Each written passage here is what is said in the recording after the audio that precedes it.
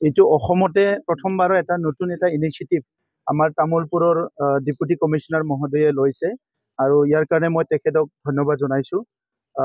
NGO ভৱন এটা ইয়াত আজি মুকলি কৰিছে আৰু এই NGO সকল যিটো নেকি আমি চিভিল সোসাইটি অৰ্গেনাইজেশ্যন বুলি কওঁ, তেখেতসকলে বিভিন্ন বিষয়ত বিভিন্ন সমস্যাবিলাক লৈ পেলাই কাম কৰে আৰু সকলোৰে উদ্দেশ্য এটাই মানে সমাজখন আগুৱাই নিয়াৰ কাৰণে, সমাজৰ বিভিন্ন প্ৰব্লেমবিলাক সলভ কৰাৰ কাৰণে। কিন্তু সেইসকলক আগতে অলপ নেগেটিভ ধাৰণা আছিল মানুহৰ NGOৰ ওপৰত, কিন্তু বিটিআৰত এতিয়া শান্তি অহাৰ লগে লগে লাহে লাহেকৈ চবে ইয়াত এটা ভাল স্পেচ পাইছে বা চবে কাম কৰিবলৈ আহিছে। কিন্তু ডেভেলপমেণ্টটো যিহেতু গভৰ্ণমেণ্টৰো এজেণ্ডা আৰু NGO সকলৰ এজেণ্ডা, আমি একেলগে মিলি পেলাই কামটো কৰিলে অলপমান আৰু আমি হেড আৰু হেণ্ড ছাপৰ্টটো পাই যাওঁ।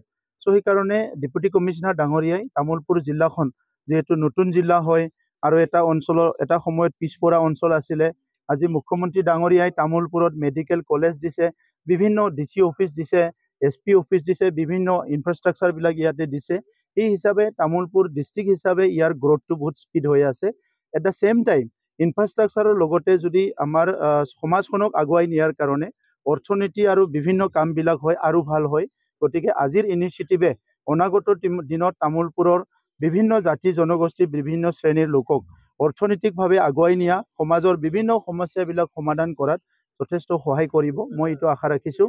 আৰু আজি ইয়াত আমাৰ NGO বিলাকৰ এটা ডাঙৰ এটা মিটিং হৈছে, য'ত নেকি গুড গভৰ্নেন্সৰ ক্ষেত্ৰত, এফেক্টিভ গভৰ্নেন্সৰ ক্ষেত্ৰত NGO সকলে কেনেকৈ সহায় কৰিব পাৰে চৰকাৰৰ লগত থাকি।